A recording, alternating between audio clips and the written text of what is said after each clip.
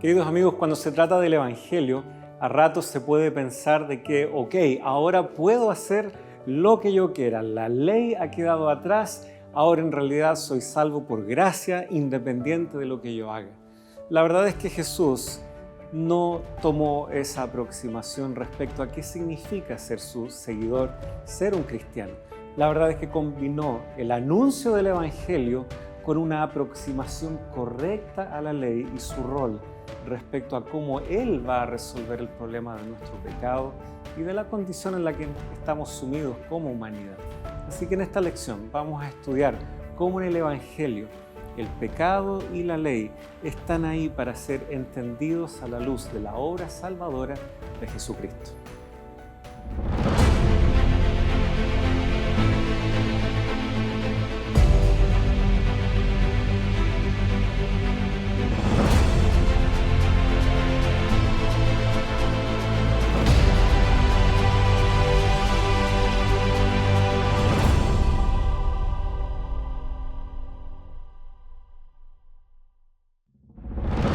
Jamás olvidaré tus mandamientos, porque con ellos me has vivificado.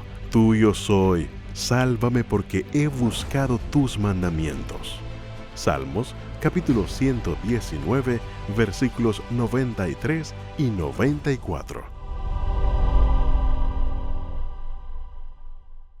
Queridos amigos, muchas gracias por permanecer junto a nosotros, regresar en una nueva semana y oportunidad a lecciones de la Biblia. Ya estamos en la lección número 9. Estamos ya con bastante contenido en nuestra mente, en nuestros recuerdos de lo que han sido los diálogos anteriores. Y estamos llegando justamente a poder discutir y hablar sobre un tópico que no podríamos dejar de lado, el rol que tiene justamente la ley en el marco de lo que Jesucristo nos anuncia en el Evangelio como solución también al pecado. Y es aquí donde no debemos confundirnos. Así que qué bueno que podamos seguir entablando este diálogo con el pastor Sergio. Muchas gracias también por apartar este tiempo.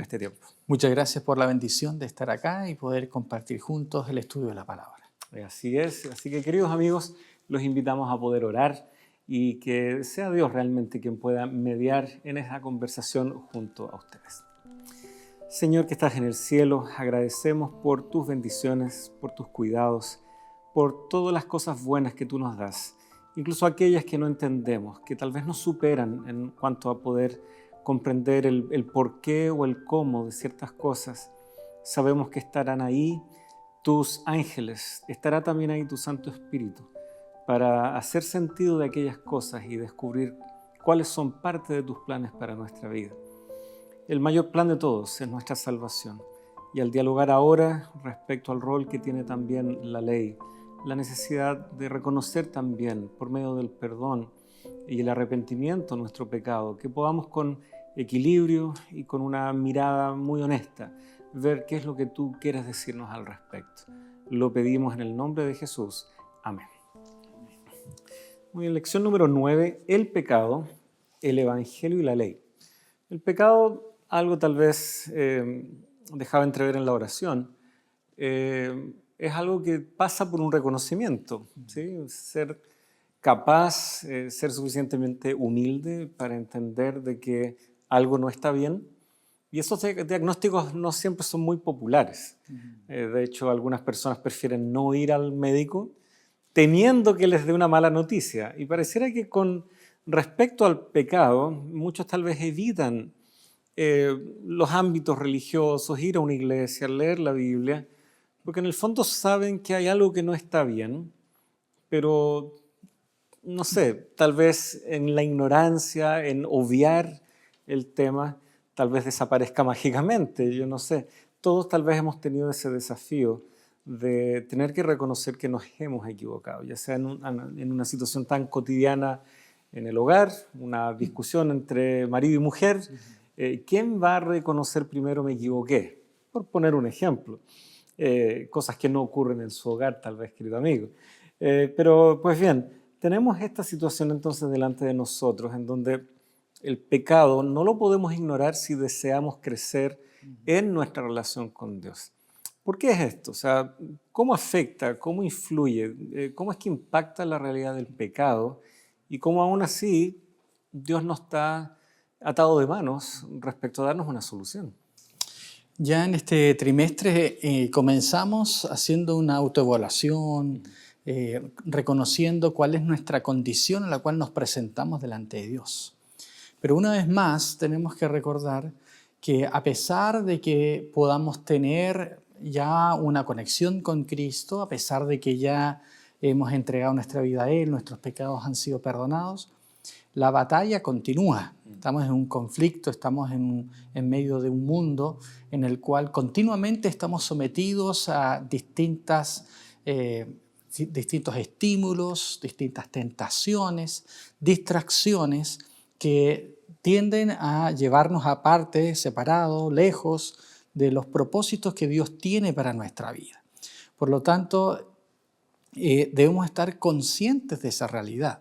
La vida cristiana no está ausente de esas luchas, de esas dificultades, solo que tenemos que hacerlo bajo la comprensión de que Dios está con nosotros, ¿no? Que nosotros podemos enfrentar esta situación de la mejor manera. Y bueno, la lección nos da el ejemplo negativo tal vez de Sansón.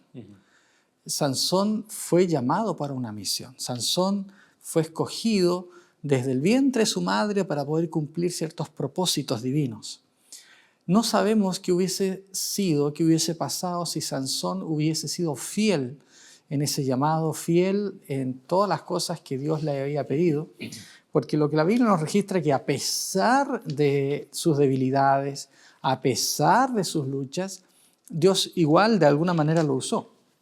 Encontramos, por ejemplo, en el capítulo 14 de Jueces, que él se le acerca a sus padres y en el versículo 2 les dice a su padre y a su madre: he visto en Timnat una mujer de las hijas de los filisteos, os ruego que me la toméis por mujer. Ya vemos aquí que Sansón tiene una intención, un deseo que está fuera de lo que Dios ha indicado, ¿no? Dios claramente había dicho que ellos no debían buscar esposa fuera de su pueblo. Y su padre y su madre le dijeron en versículo 3, no hay mujer entre las hijas de tus hermanos, ni en todo nuestro pueblo, para que vayas tú a tomar mujer de los filisteos incircuncisos. Sansón respondió a su padre: tómame esta por mujer, porque ella me agrada. Simplemente el argumento es: ella me agrada, ¿no? Ella agradó a los ojos, me gustó.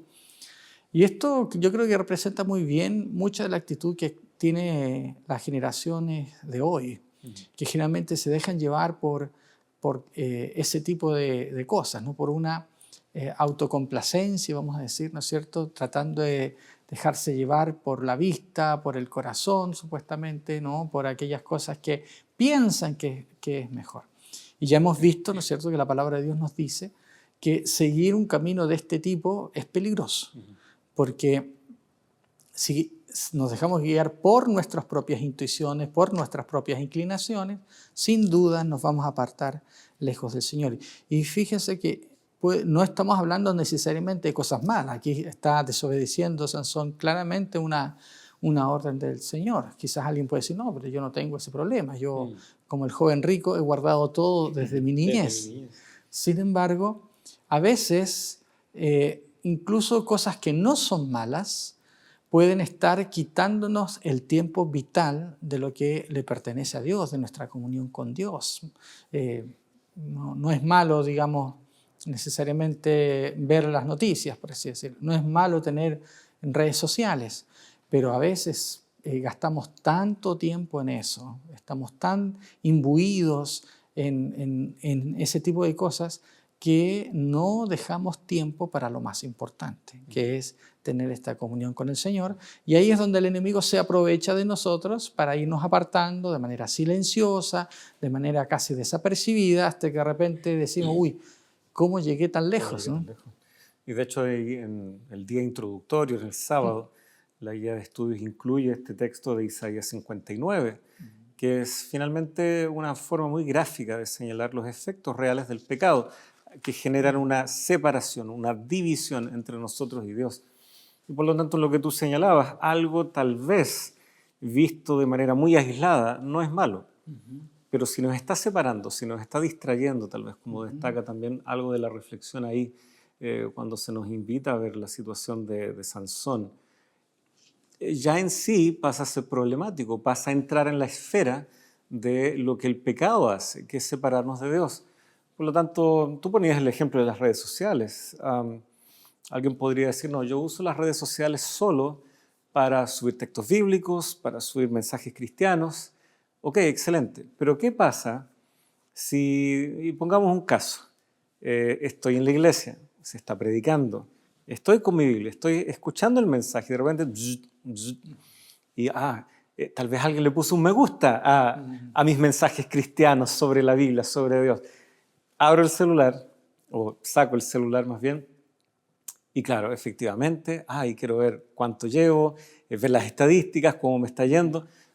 Y alguien podría decir, no, pero es que esto es bueno, esto es súper bueno. Nadie podría discutir eso aisladamente, pero si uno lo coloca en el escenario de lo que está sucediendo, eso, bueno, me está distrayendo de un momento de comunión, de adoración, que probablemente estoy compartiendo con más personas. Alguien no necesariamente sabe que yo estoy viendo eso en el celular y se distrae o puede ser piedra de tropiezo porque, ¿cómo él está con el celular? Yo también voy a... O si soy papá y me ven mis hijos sacando el celular, etc. Y yo tal vez sé que no, si está todo bien. O sea, nos damos cuenta de que... Y alguien podría decir, pero eso es hilar muy fino. Bueno, les aseguro que el enemigo, Satanás, él no escatima...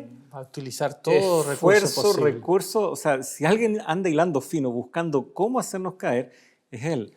Entonces no podemos darle la ventaja, no podemos ser tan ingenuos como tal vez lo estaba haciendo Sansón aquí, pero es que ella me agrada. ¿Ya?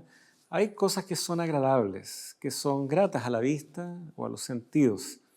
De hecho, si uno piensa el santuario, las cosas que Dios mandó hacer, ¿no es cierto?, al pueblo respecto a la tienda de reunión, etc., eran todas cosas agradables a la vista, no eran cosas feas. Lo estético tiene su lugar, pero nuevamente, si nos va a distraer de Dios, si eso finalmente, como decía Isaías 59, genera esa separación, ahí caemos en un problema.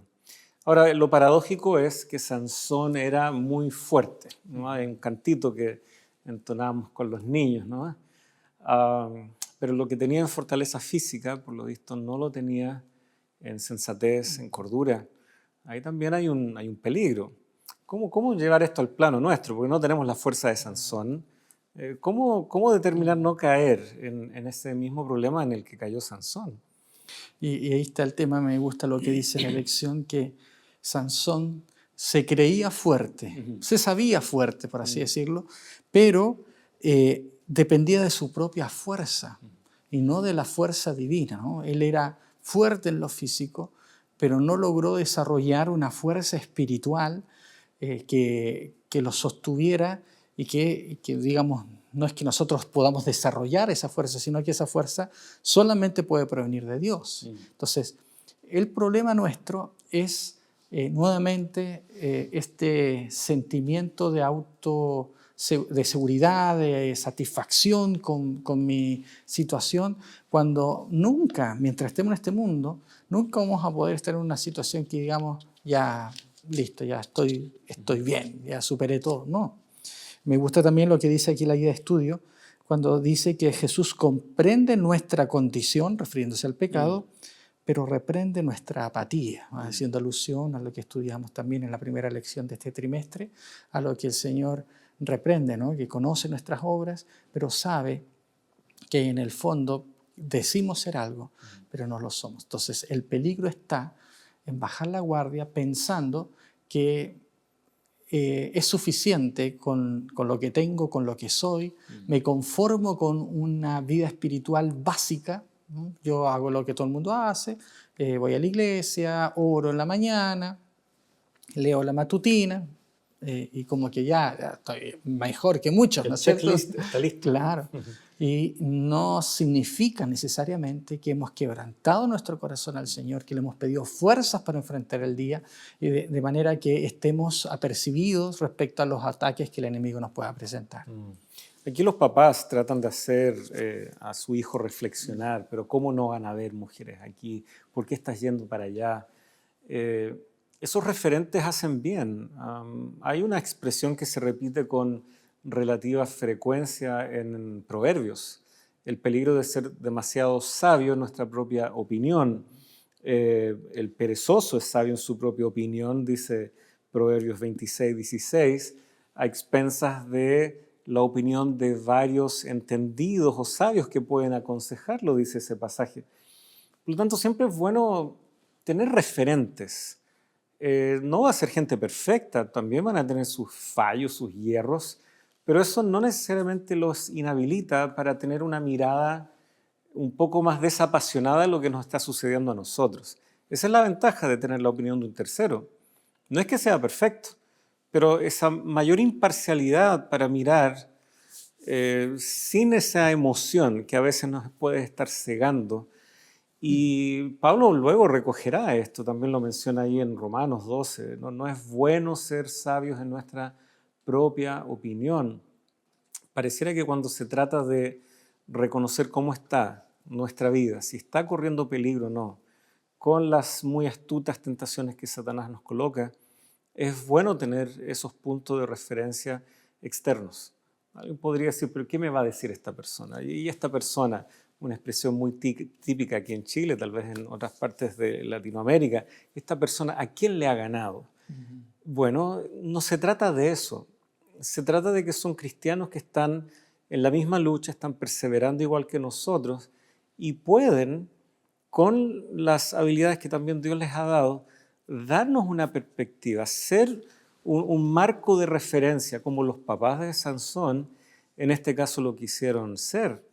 El pecado puede enceguecernos, por lo tanto, si no tenemos algún referente externo, es muy fácil sobarnos la espalda, aplaudirnos a nosotros mismos, como se destacaba acá, creyendo que con nuestra fortaleza podemos. Y tenemos que recordar que quizás nuestro problema que impide el crecimiento espiritual no sea algo tan evidente, tan externo, ¿no? Como el alcohólico, que uno ve claramente cuál es su problema, el drogadicto, no sé, a lo mejor es más interno, ¿no? Tiene que ver con un problema de carácter, y aquí el día lunes se mencionan varias cosas: la autosuficiencia, ¿no? El orgullo, la falta de humildad, la hipocresía, la lujuria, ¿no? A veces la lujuria es una lucha que es interna y se manifiesta a veces en acciones inapropiadas. La crítica, es tan fácil sentarse a criticar a los demás, como decías tú, y a quién le ha ganado, ¿no? Es una manera muy tremenda en que en vez de alegrarnos a veces por los logros de otras personas, lo único que queremos es que pareciera que le vayan mal. Eso es la envidia, el odio, el enojo, la ira, ¿no? Cómo a veces quebrantamos nuestras relaciones. Y lo que nos dice al final de la lección, citando ahí Marcos 9, que nosotros, si hay algún aspecto en nuestra vida que nos está alejando del Señor, es mejor cortar por lo sano, ¿no? Una hipérbole que utiliza el Señor para decir de que es importante tomar decisiones en nuestra vida, aunque parezcan drásticas, pero que nos alejan o nos prevengan de caer más lejos de esta comunión con el Señor que Él quiere tener con nosotros. Así es. Hay varios elementos que tú señalabas aquí que están desarrollados, cada uno con su respectivo texto el día lunes. Creo que nos muestran cuán frágil es realmente lo que llamamos nuestra propia fortaleza o confianza en nuestros logros cuando se trata del pecado. Pareciera que por aquí hay una trampa que Satanás ya nos tiene. Por acá también, miro acá también, en esta otra dimensión de mi vida también. O sea, en cada uno de estos elementos, ¿no? Hay temas muy internos del corazón, ocultos a la vista, otros son de características más sociales, etc. No hay un frente, y eso creo que nos deja una lección. El pecado no es que a veces nos toma por sorpresa, siempre nos toma por sorpresa, nos toma cuando menos lo esperamos. No es que podamos prever necesariamente. Por eso necesitamos depender tanto de Dios, sino en nuestra fortaleza.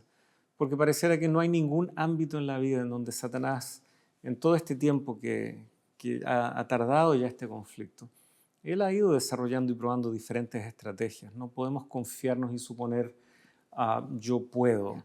Está tal vez ahí agazapado como Dios le dice a Caín, ¿no es cierto? Ese pecado está ahí al acecho, está casi agazapado, ¿no es cierto? Queriendo entramparte, pero puedes dominarlo si es que deseas. Antes de que él terminara, ¿no es cierto?, y se cerrara esa escena del sacrificio que le está ofreciendo Malvo, su ofrenda, ¿no? Y antes que él tomara acciones ya tan drásticas respecto a su hermano, Dios sale a su encuentro y le dice, mira, todavía hay chance, todavía hay oportunidad, aunque entiende, el pecado está ahí, tienes que tú saber dominarlo y no sea así al revés. Pues bien, hay evidentemente mucho todavía por explorar, queridos amigos, pero ya vamos a hacer una pausa y regresamos con ustedes.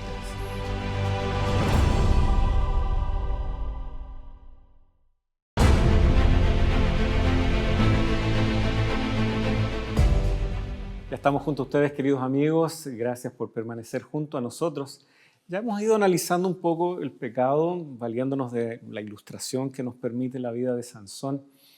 Y hemos cerrado el bloque anterior viendo cuán diverso, en cuántos escenarios realmente el pecado puede alcanzarnos. Y eso nos lleva, naturalmente, a darnos cuenta de que hay parámetros, hay un parámetro. En cada uno de esos pasajes que comentábamos ahí correspondiente al día lunes, hay un parámetro muy claro que es la voluntad de Dios.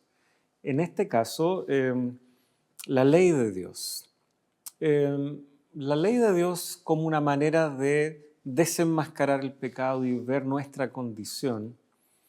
Podríamos correr el riesgo de simplificar demasiado qué es la ley y por lo tanto tener menos herramientas para hacer frente al pecado. ¿Cómo debemos entender, ya que la ley desenmascara, define el concepto de pecado en cierta medida, cuál es una correcta aproximación para llegar a una buena definición también del pecado?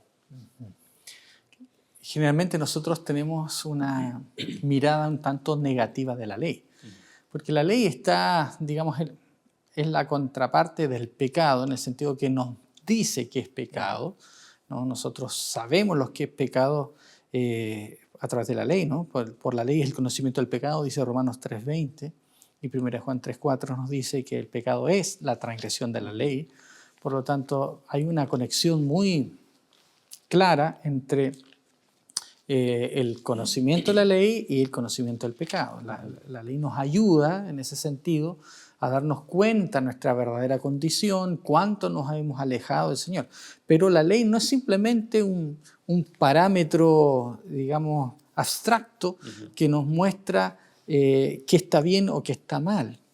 La ley, según lo que la misma Biblia nos dice, la ley es un reflejo del carácter de Dios. ¿Cómo sabemos eso?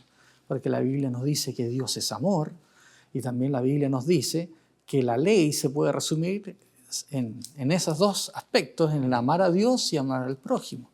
O sea, la ley de Dios es el elemento objetivo, el reflejo del carácter de Dios que de manera objetiva nos muestra de qué manera Dios quiere que seamos, un reflejo de Él. Y la ley rige tanto nuestras relaciones con Él como las relaciones con nuestros semejantes. Por lo tanto, en la medida que yo comprendo la voluntad de Dios expresada en su ley, de alguna manera yo estoy comprendiendo mejor a Dios y viceversa. En la medida que yo estoy profundizando en el conocimiento de Dios, en su carácter, en su voluntad, yo voy a entender mejor el propósito de la ley y qué es lo que Dios quiere para mi vida. Y eso es muy importante entenderlo, porque a veces si nosotros tenemos solamente esa mirada negativa, esa mirada como que nos raya la cancha, uy, que me siento aprisionado por este marco, por este marco moral que no me deja ser, podríamos decir. Recordemos que Dios nunca nos va a pedir algo que no sea para nuestro bien. Porque por la misma razón que Dios nos creó como seres libres, seres capaces de escoger, Dios tenía que darnos un marco moral sobre el cual nosotros podamos usar bien ese libre albedrío, porque el libre albedrío es una bendición, pero también es un riesgo. porque al tener yo libertad para hacer cualquier cosa, puedo equivocarme. Y para ayudarme en esta vida, para que no cometa esos errores, Dios nos refleja su carácter a través de la ley, de manera que yo pueda comprender lo que es mejor para mí. Entonces la ley me muestra lo que Dios quiere que haga, no porque Dios simplemente quiera que sea así, sino como un reflejo claro de su voluntad, de su carácter y su deseo de que nosotros nos vaya bien. Todos nosotros recibimos cuando niños, cuando jóvenes, consejos de nuestros padres. Yo creo que nadie pondría en duda de que nuestros padres deseaban lo mejor para nosotros. Y quizás en algún momento tuvimos que aprender de mala manera las consecuencias de desobedecer a nuestros padres, porque no creímos, no confiamos en que lo que él nos decía, nuestra madre nos decía, nuestro padre nos decía, era lo mejor, sino que no, estas personas no saben lo que es mejor para mí, yo quiero hacer esto como Sansón. Entonces, la ley es eso, simplemente el reflejo de lo que Dios quiere para nosotros, pero con un deseo de bienestar. La ley es justa, santa y buena, dice también el apóstol Pablo. ¿Por qué? Porque nos refleja a Dios y nos muestra lo que Él quiere para nosotros. Pero también, al mostrarnos lo bueno, por contraste, nosotros nos damos cuenta, entonces yo estoy mal, porque esto es lo que Dios quiere, pero yo ando por otros caminos, ando buscando otras cosas, no estoy buscando hacer la voluntad de Dios. Por lo tanto, estos 10 mandamientos son eternos, ¿no? Los 10 mandamientos son un reflejo de esta ley moral eterna, y estos 10 mandamientos son eternos en el sentido de que son un reflejo de estos principios eternos del carácter de Dios que Él les da a su pueblo a fin de que puedan vivir bajo su soberanía y bajo su dirección. ¿Existe el peligro de que al ver cómo Primera de Juan dice, ¿no es cierto?, el pecado es infracción de la ley, y verlo tan breve, verlo en una declaración tan sintética, pensar que, entonces el pecado es como así de ordenadito, chiquitito, muy fácil de categorizarlo? Pero tenemos que entender que tanto el Antiguo como el Nuevo Testamento definen pecado de múltiples maneras. No hay una única palabra para hablar de pecado. Incluso aquí en Primera de Juan, la palabra ahí amartía o jamartía tiene varias acepciones. Estoy mirando aquí en uno de los léxicos que tengo aquí. Tiene que ver tanto con acciones de apartarse, de no alcanzar una norma, un estándar, como también un estado, ¿ya? Un estado de pecaminosidad. Y este es un léxico que analiza el uso de la palabra en sus diversos contextos en la antigüedad, como también su uso en el contexto bíblico. Y eso hace mucho sentido también con lo que ocurre con la palabra ley. Así como el pecado tiene múltiples acepciones, errar el blanco, rebeldía, no dar con la norma, etc. Y así podría continuar la lista. Lo mismo pasa con el concepto de ley. Se nos abre un abanico. En Romanos, por ejemplo, solo voy a poner un ejemplo, capítulo 3, este texto que todos conocemos, capítulo 3, verso 10, como está escrito, y ahí Pablo está citando, no hay justo ni aun uno, no hay quien entienda, no hay quien busque a Dios, etc. Aquí se está citando los salmos, Salmo 14, y luego habrán alusiones también al Salmo 53, y así sucesivamente. Cuando termina esa sección donde Pablo está citando los salmos hasta el versículo 18, ahora leemos Romanos 3:19. Ahora bien, sabemos que cuanto dice la ley, lo dicen los que están bajo la ley. ¿Cuál es esta ley de la que él está diciendo que señala algo respecto a nosotros, que estamos bajo la ley? Lo que acabamos de leer, que son los salmos. Los salmos que dicen, no hay justo ni aun uno, sino que están en esta condición y pasa esto con ellos, etc. Y Pablo entonces dice, lo que la ley dice, ¿no es cierto?, en cuanto a los que están bajo la ley. Y ojo, no estoy leyendo el Decálogo, no estoy leyendo los cuerpos legales del Pentateuco, estamos leyendo junto con Pablo los salmos.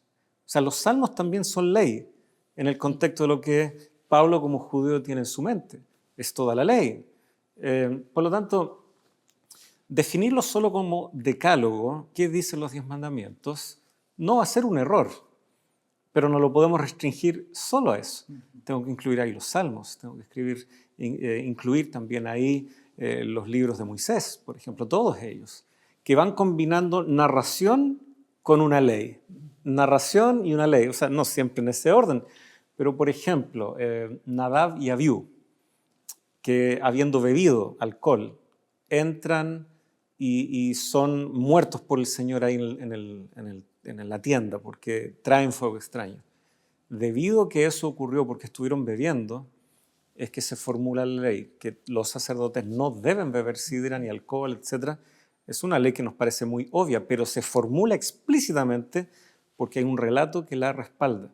Así que relatos, ley, salmos, ley, la comprensión moral de Dios en pasajes que no solo son legales, es lo que está en la mente de Pablo. Y es muy difícil que un judío en la época de Pablo haya hecho esa separación entre ley moral, ceremonial, o ritual también, si le queremos llamar, civil.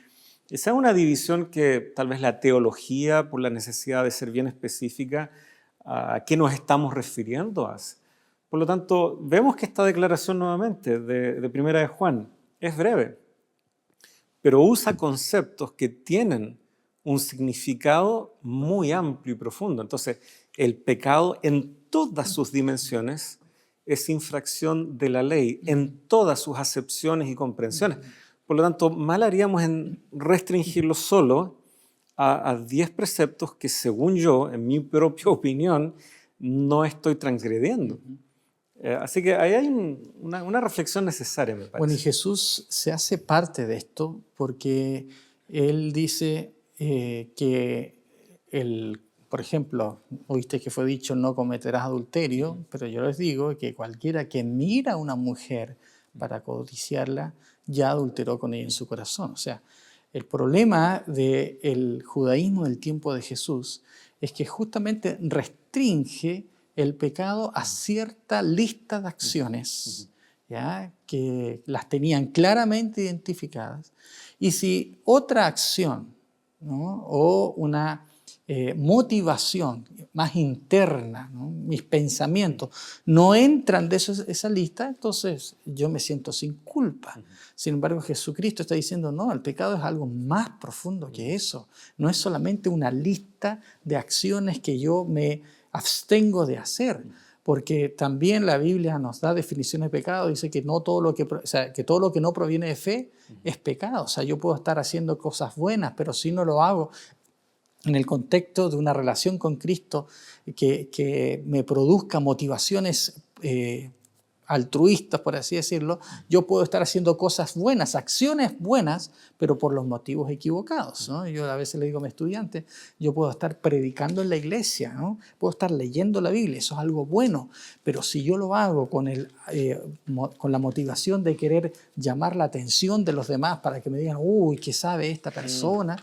Yo puedo estar actuando totalmente bajo el poder del enemigo, ¿no es cierto? Digamos, torciendo las cosas. Entonces, no es solo la acción, es también la motivación, es también la actitud, es también los pensamientos que van acompañados respecto a ciertas acciones. Y Santiago también va a decir, el que sabe hacer lo bueno y no lo hace, es pecado. Y eso... Me leíste el pensamiento de Santiago 4:17. Correcto. Es la omisión de hacer algo. Y eso nos recuerda al joven rico, porque el joven rico, yo guardé toda, esa lista que tenían los judíos, yo las he guardado todas. Entonces el Señor le dice, bueno, hay algo que no has hecho, ¿no?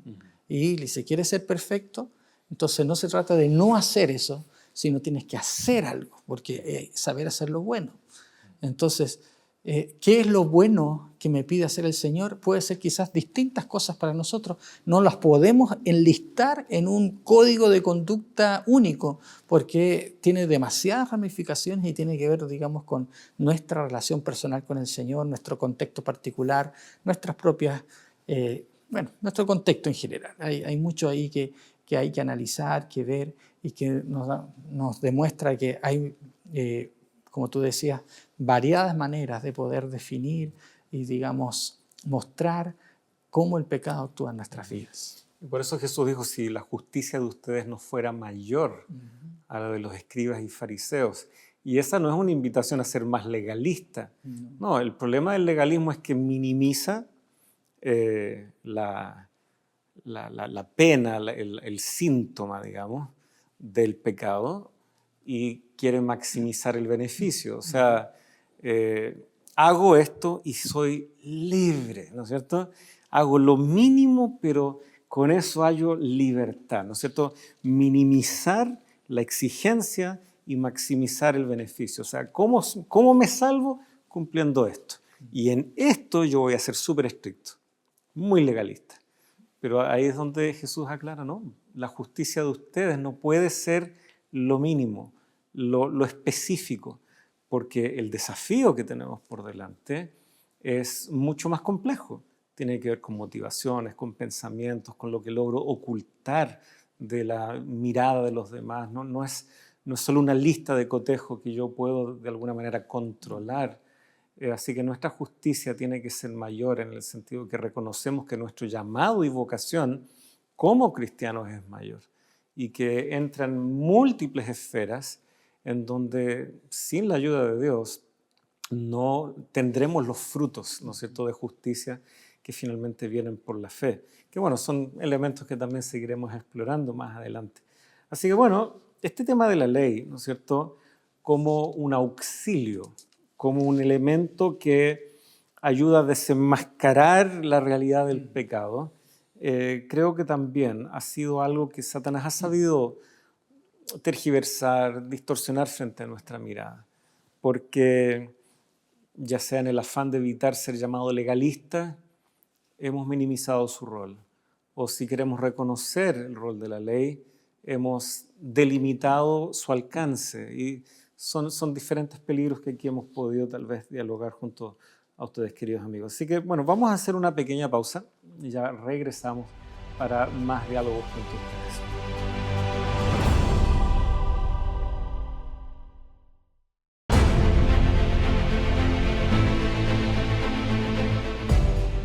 Puede que el mundo cambie y que a veces no encontremos respuestas a lo que está sucediendo, pero hay algo que nunca cambia y son las promesas de Dios.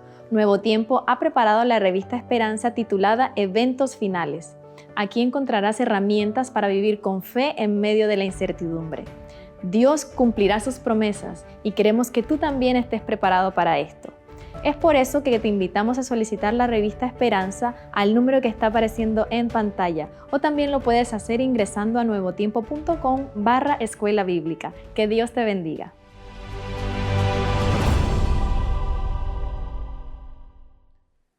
Ya estamos de regreso, queridos amigos, en este diálogo interesante, profundo y también desafiador respecto al pecado, la ley, la necesidad también de reconocer que por nuestras propias fuerzas no podemos enfrentar algo que es tan complejo, que está tal vez tan metido hasta en nuestro ADN, por decirlo así, una expresión que tenemos. Necesitamos la ayuda que viene desde afuera, de la gracia, de lo que el Señor nos ofrece. Teníamos entonces esta reflexión sobre la ley, las múltiples dimensiones que ya ese concepto tiene, al igual que el pecado. Jesucristo habló muy abierta y transparentemente de estas cosas, y hay un pasaje al cual ya se ha aludido, en donde ya has hecho alusión a ciertos pasajes de ese bloque, que es el Sermón del Monte. Jesucristo ahí está enseñándole a quienes han de ser sus seguidores cómo vivir en esta experiencia del Evangelio que él ya ha comenzado a proclamar, pero que no se desprende de una correcta aplicación de la ley. Muchos querrían pensar que el Evangelio ya desecha todo lo que era anterior, incluido en eso la ley, etc. No, Jesucristo tiene la necesidad de mostrarle a quienes van a seguirlo cómo ahora vivir estos principios de la ley, cómo vivir estos principios ahora en el contexto de su reino, y sobre todo ahora viendo cómo él está dando cumplimiento a muchos aspectos que la ley también anticipaba. Las divisiones que nosotros hacemos de la ley, ¿no? Esa ley ritual, ceremonial, con sus sacrificios, sin duda caducarían con su muerte en la cruz, pero eso no abrogaba todo en cuanto a la ley, y por lo tanto el cristiano naturalmente iba a tener esa pregunta: ¿cómo vivo ahora la ley? Ahora que Jesucristo ha cumplido tantos elementos de esa ley, pero muchos aspectos morales, de relacionarnos correctamente con Dios siguen vigentes. Y pareciera que hacia allá también va apuntando el Sermón del Monte. Y es en este contexto que, claro, una correcta comprensión de la ley conecta necesariamente con el Evangelio. ¿Cómo se da eso? En nuestro contexto tal vez hoy, claro, no somos judíos del primer siglo, pero hemos heredado tal vez las mismas inquietudes respecto a equilibrar ley, evangelio, gracia, pecado, etc., ¿no? Bueno, la ley, el apóstol Pablo ya nos dice en Gálatas que finalmente nos lleva a Cristo. También nos dice que el cumplimiento de la ley es el amor. También nosotros podemos ver aquí en el Sermón del Monte, ¿no?, cómo el Señor dice que el ser perfectos tiene que ver con amar a los enemigos, bendecir a los que nos bendicen, ¿no? O sea, vivir la vida de lo que significa ser un cristiano. La ley, por un lado, nos muestra nuestra condición, nos lleva a Cristo. Cristo es el que nos limpia, nos salva, nos purifica. Pero finalmente, en esa conexión con Cristo, nosotros, para poder, llevar esta relación de amor con el Señor, yo obedezco la ley. Y ahí está lo que dice también Juan, ¿no?, que si nosotros le amamos, vamos a guardar sus mandamientos. El verdadero amor por Dios se manifiesta en la obediencia finalmente, la obediencia a la ley, la obediencia a los mandamientos. Entonces, el Evangelio está conectado con la ley en todos estos sentidos. Primero, ¿no es cierto?, como un espejo que me muestra mi condición. Segundo, que me muestra mi necesidad de Cristo y me lleva hacia Cristo, ¿no? Y el Espíritu Santo me atrae de manera que yo puedo ir a Cristo, Él perdona mis pecados, pero a la vez coloca el Espíritu Santo en mi vida que me habilita para amar al Señor y poder vivir de la mano de Él. Pero, ¿no es cierto?, también la ley ahí tiene un rol, porque dice en Romanos 3:28 que el hombre es justificado por la fe sin las obras de la ley. Pero luego en el versículo 31 va a decir: luego por la fe invalidamos la ley, de ninguna manera, más bien confirmamos la ley, ¿no? Entonces, nuevamente este concepto de ley amplio que tiene el apóstol Pablo, y él va a mostrar cómo en la ley, en el Antiguo Testamento, ya aparecía esta salvación por gracia. O sea, Pablo está diciendo: yo no estoy enseñando algo diferente, no es que estoy pasando a llevar todo lo que fue escrito, sino que todo esto ya venía anunciado. En el versículo 21 dijo: aparte de la ley se ha manifestado la justicia de Dios, que ya estaba testificada por la ley y los profetas. Entonces, ya desde el Antiguo Testamento se venía enseñando esta salvación por gracia. La ley nos instruye, la ley nos muestra que la salvación es por gracia, nos lleva a Cristo finalmente. Entonces, está íntimamente conectada con el Evangelio en este sentido.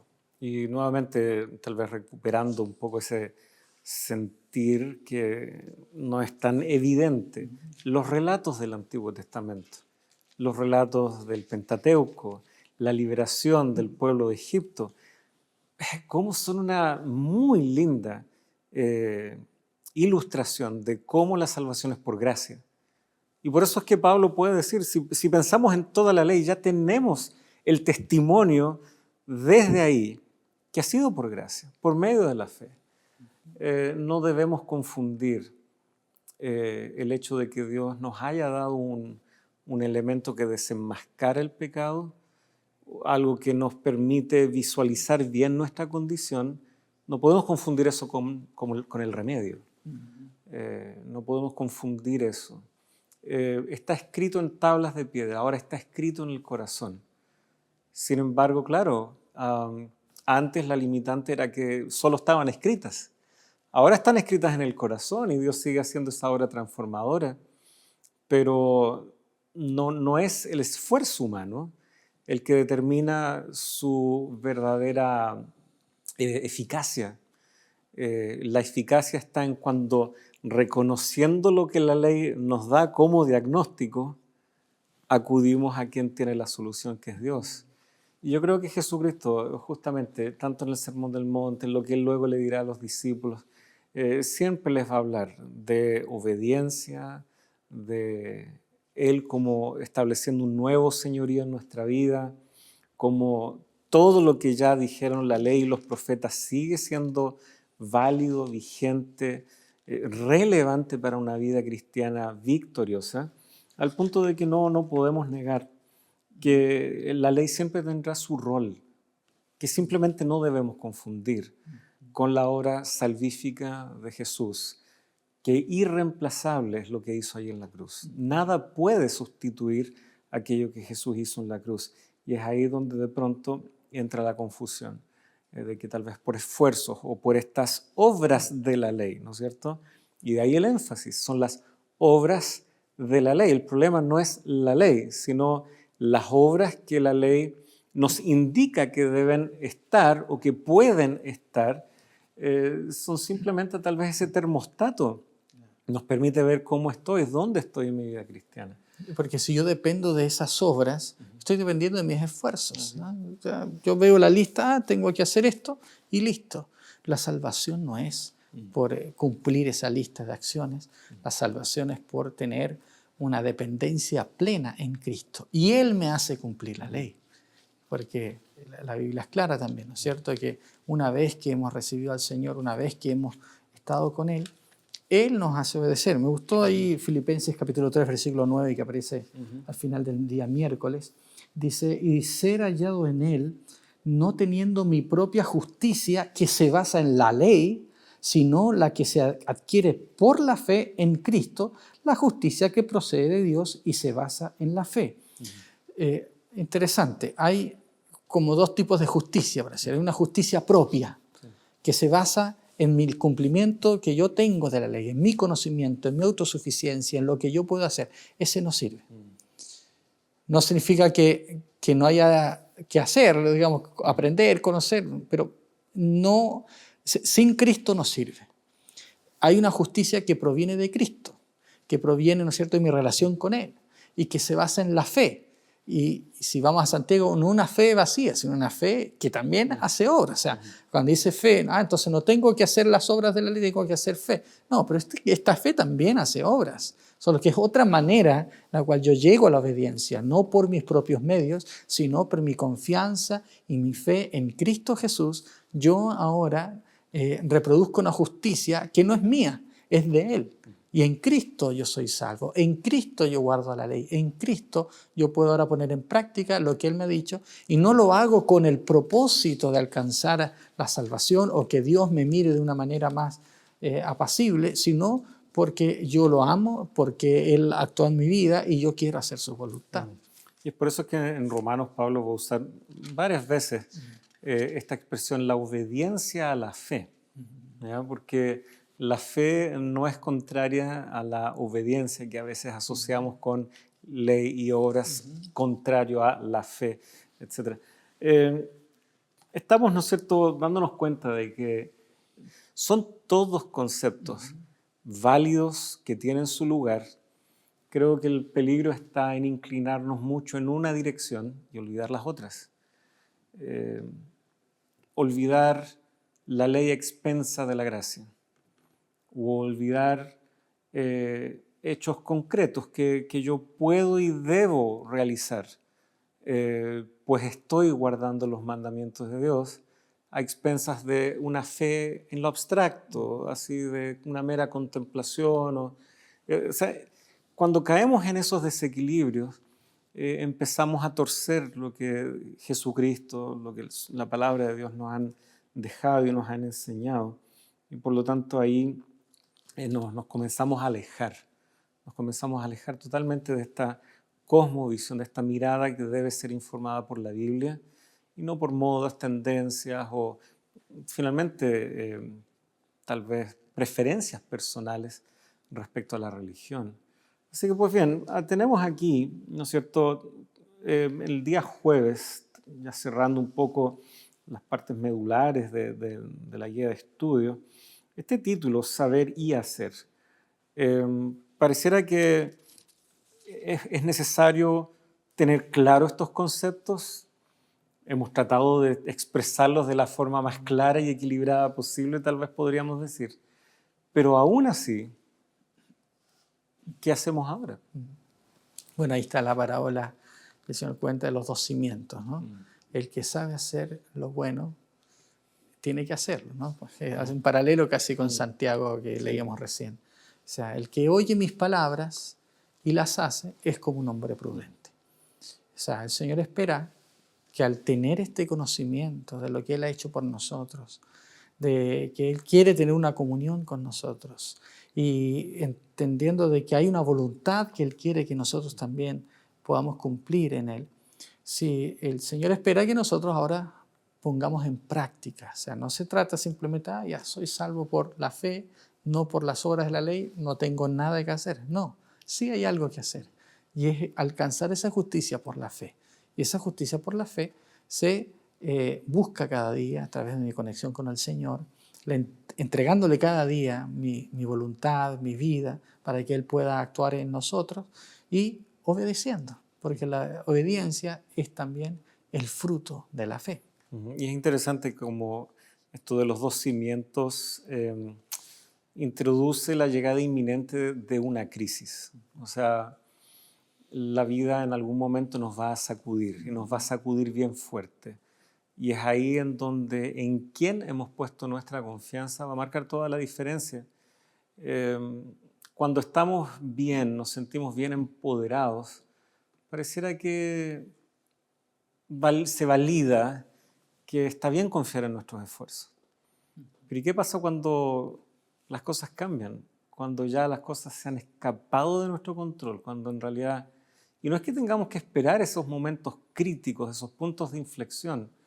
¿Por qué mejor no escuchar lo que Dios nos dice anticipadamente en su palabra respecto a nuestra condición? Nos vaya bien, nos vaya mal. Hay una condición de base que está ahí latente. Esta crisis, ¿no? Vienen los vientos, llegó el agua, etc. Puede describir muy bien escenarios en donde nuestra fe va a ser probada. Y si nuestra fe, como la de Sansón, solo estaba basada en fortaleza propia, preferencias propias, claramente va a caer. Pues bien, Sergio, te dejo el tiempo. Queridos amigos, queridos hermanos que estamos en esta hora conectados, hemos visto en este programa, en este estudio, lo importante que es entender el rol de la ley, cómo nos muestra el pecado, cómo podemos ser más conscientes de nuestra condición y cómo también en Cristo, ¿no? A través de la ley podemos nosotros encontrar salvación, nos muestra, nos lleva a Cristo y Cristo es el que nos limpia, Cristo es el que nos habilita, Cristo es el que nos transforma. Yo quiero invitarte a que tú puedas acudir una vez más al Señor. Quizás te sientes débil, sientes que no eres capaz de poder vivir esta vida que el Señor quiere darte. Pero quiere decirte que no hay nada de qué preocuparse. Tú lo que uno necesita es decirle al Señor, Señor, quiero que tú actúes en mi vida, quiero que me transformes, y Él lo va a hacer. ¿Quieres aceptar ese desafío hoy? Te invito a que lo hagas a través de una oración. Dios y Padre que estás en el cielo, gracias te damos, Señor, porque una vez más nos das la oportunidad de entender tu voluntad y tus propósitos para nosotros. Señor, si hay alguno de nosotros que todavía no ha comprendido claramente cuál es tu voluntad para su vida, si hay alguno que todavía, Señor, no se ha encontrado contigo de manera que siente ese deseo de acudir a ti para poder transformar su vida y vivir de acuerdo a tu voluntad, Señor, que tú le puedas tocar hoy, que tú le puedas dar las fuerzas, el entendimiento y pueda decidir, Señor, hacer tu voluntad. Bendice, Señor, a cada una de las personas que nos está viendo en esta hora. Actúa en sus vidas. Lo pedimos en el nombre de Jesús. Amén. Amén.